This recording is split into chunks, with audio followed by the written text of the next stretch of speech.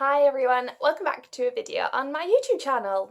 So this video is going to be something that I've actually wanted to do for a while, but I thought I would wait a few months to do this video.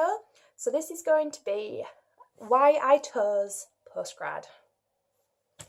So for a lot of people out there, they'll probably be wanting to decide now in their final year whether they want to apply for grad courses or like grad schemes, whether they're going into full-time employment, or whether they want to do postgrad. So this time last year, I got an email off of a tutor that taught me through my final year at Northumbria, and she said, here are the courses that we offer for people that are on your course and what courses you can do. Come to some talk evenings next week with the tutors and come to our postgrad open days, which Northumbria sort of hold throughout the year, especially up to the run up to Christmas, because a lot of students do make their decisions by Christmas, like myself. So I went to the talks and I spoke to a few tutors about the different masters that I could have done. So they were like business with international management, business with marketing, business with entrepreneurship, business with HR, business with logistics and supply chain.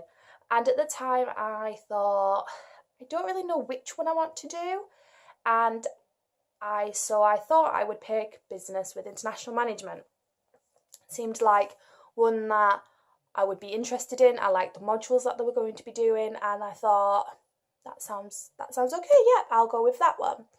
And so I says, can I apply for this one? And they were like, yeah, that's fine. Just do all this and everything. So I did.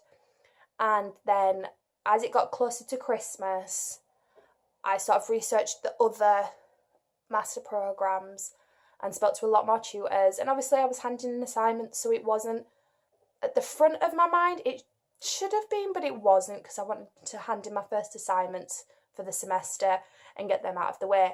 And after I thought about it and sat down and looked at them all, I thought, what do I want to do with my future? Where do I see myself in 5-10 years time? Where do I see my career taking me? And working in a supermarket, it made me think, well, I like how companies hire and recruit, their training and development through their employees, and how they keep like their customer retention. And I thought, well, actually, I like all those areas, and there's a master's for that, which is right here, business with human resource management, which is actually my master's that I'm doing now. And so I did ask the university if I could change my master's. And because it was at a time when nothing was set in stone yet, they were quite okay with me swapping from international management to HR. However, I maybe should have thought about that first, but I was happy that I made the change, especially now. I don't get to do any of the HR modules till September semester 2, but it's still a great, that's what where I want to go, that's what I would like to do in the future, and where I would like my career to take me. So I'm really happy that I changed that. So make sure that if you are thinking about a master's and you are at Northumbria or any university, make sure you go and speak to your tutors. Go and speak to as many tutors that you want to get a different perspective from each of those tutors. If at first your decision, like me, isn't the one that you have 110% for, I'm sure they wouldn't mind if you did want to change, as long as you do it at a point where it's not all set in stone and they've already got the ball rolling with everything. Like in my case, I was quite lucky that it was Christmas, January time where I changed from one course to another, and so they was pretty okay with it. So next up, I'm going to talk about why did I choose Northumbria? Why did I think Northumbria would offer me the best master's programme? Now, I was already doing my undergrad there, so it kind of seemed sort of fitting to stay there. I'd already made some friends that were going to go on to masters, and I've already made a lot of new friends anyway by being on masters, and I'll already live in Newcastle. I have a job in Newcastle. I have a house in Newcastle. It seemed appropriate to stay at Northumbria. I did look at other universities and what they would offer me. However, and I've got this written down on a piece of paper here, so if I am looking down, it's just because I want to get it right. If you did your undergrad at university, you would get a 20% alumni discount from being a graduate of Northumbria University, And if you graduated with a 2-1, which I did, you get a further 5% discount on your postgrad scholarship. If you graduate with a first, you get a 10% discount. So it meant that my master's programme would have been, and I'll put it all here so it'll be a little math thing. Originally, my master's programme would have been £5,450. However, because of my alumni discount and my 5% 2-1 discount, my tuition fee now is £4,087.50, and I pay that in 10 monthly instalments. So from October to, I think they've worked it out to July next year. I think that's right, July, August next year. I should really know this, I'm not good at math.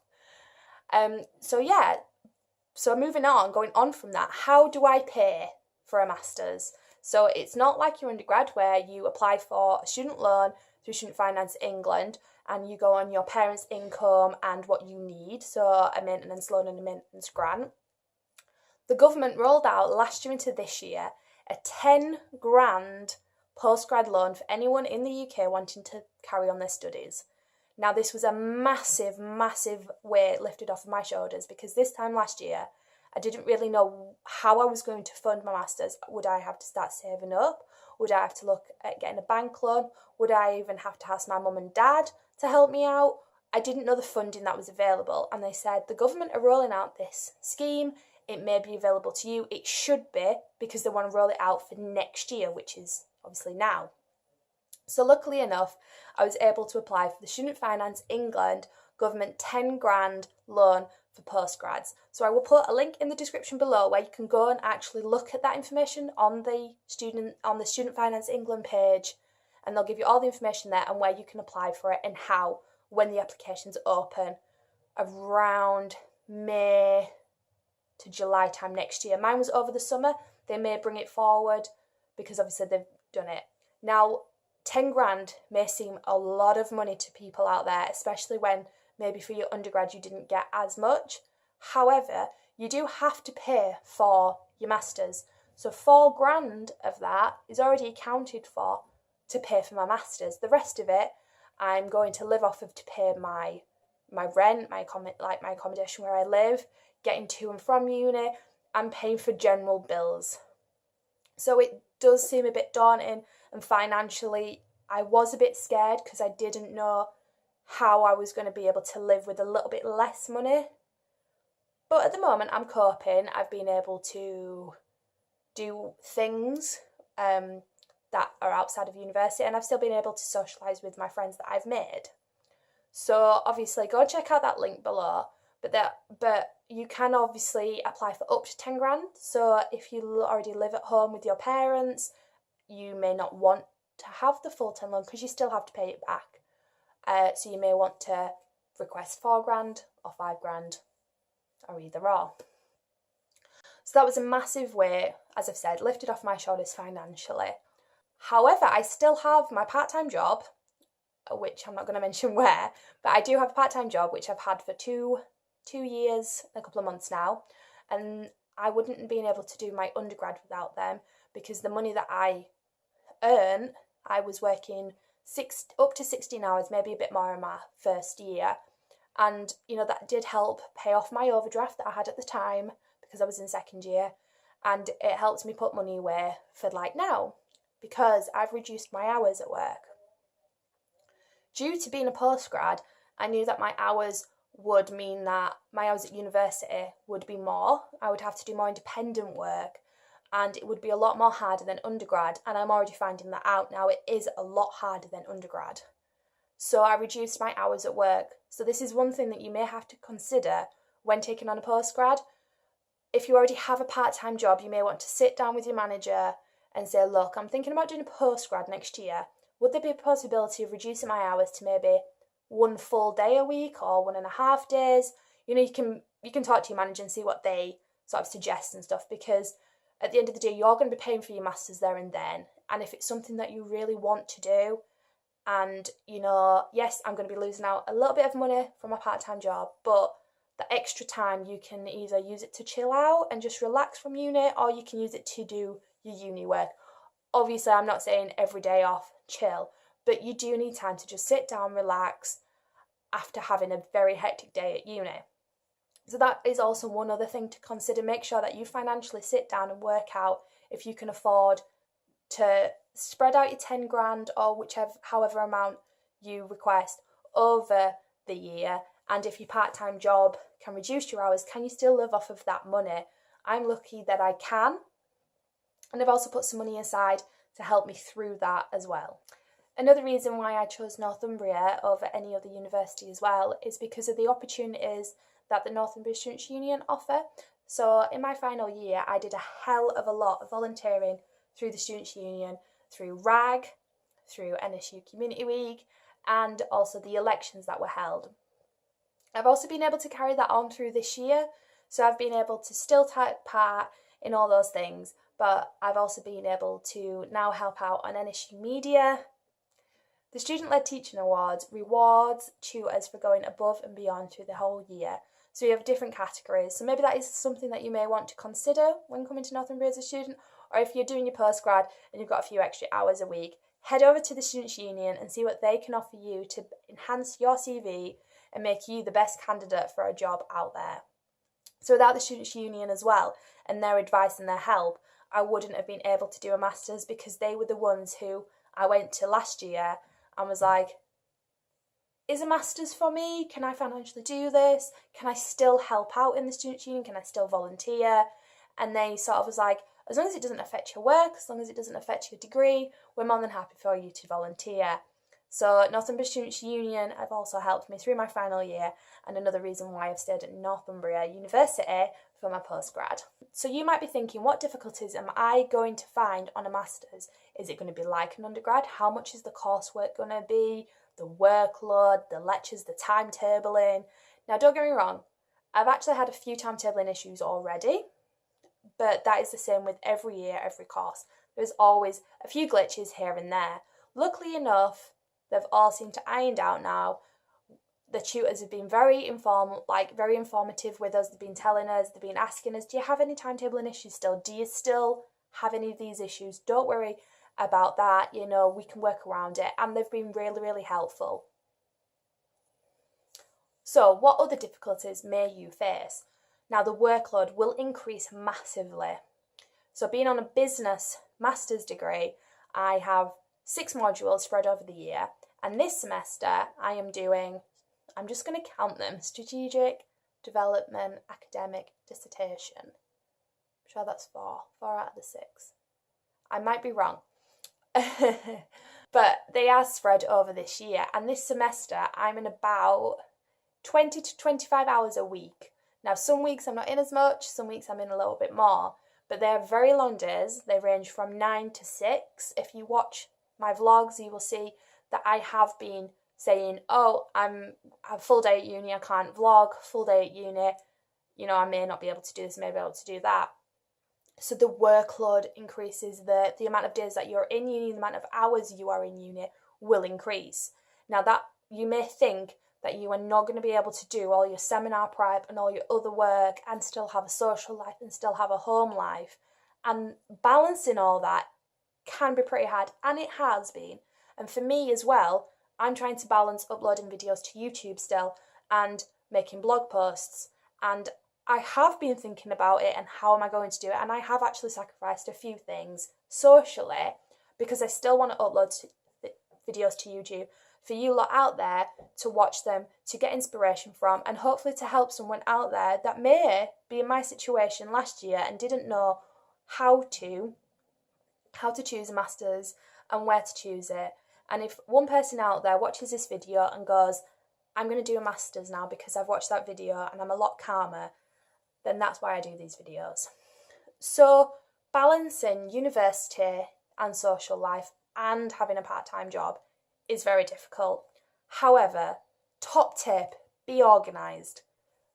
I don't care what people say, you have to be organised, especially on a master's. I've got myself a massive diary, and I did tell you this in one of my other videos, my tips and advice on going back to university for anyone either on undergrad or postgrad. So I'll put that in the link below to make sure you go and watch that as well to find out what you should take to uni and what I take to uni, and just some level of a little tips and advice on how to make sure that you get the best out of your degree that you're paying for, and especially at Northumbria. So finally, where do I see myself in 5, 10 years, 15 years time? Where are my career aspirations? So I'm going to be honest, this time last year, starting final year, didn't know what I wanted to do. I didn't know if I wanted to go into a grad scheme. I didn't know if I wanted to do a master's. I didn't know if I wanted to do a full-time job. I didn't even think that a year later I'll be uploading videos to YouTube. So a lot can change in a year. But one thing that I have learned is I know where I want to go with my career now. So with me doing a master's in HR is something where I want to go. I'm going to be applying to grad schemes with supermarkets, looking at their retail grad schemes and their retail options that they have, because I want to make sure that I want to go into a company as a HR manager or a personnel manager, or around about working in the HR department on the training and recruitment of employees, on their happiness within work. If they're not happy in their jobs, why? And I want to make sure that I pass my sort of experience, my skills that I've learned, my opportunities that I've been given, and I want to pass that on and include in these videos in YouTube as well. Now, not many people out there have the courage to upload videos to YouTube and tell you. So I want to sort of bring that into working in HR and working into big supermarkets or companies. It doesn't have to be big. It can be a little small, independent company, building them up in their HR department and seeing where it can go. So that's my career aspirations. That's where I would love to be in 10 years' time. I'd love to be in a HR manager's position in a company, making sure that employees and customers are happy within themselves, within their jobs, and making sure that that company is successful. So I hope that that has helped anyone out there who may be struggling on picking a master's, on where to look. I'll put Northumbria's website below, so check out that their master's programs that they offer for next year. Please go to Postgrad opening days.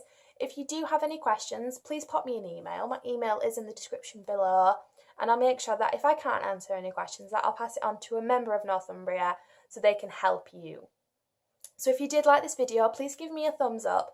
Please don't forget to subscribe, and please don't forget to leave a comment below if this has helped you, or if you would like me to explain anything else about doing a postgrad course at Northumbria University.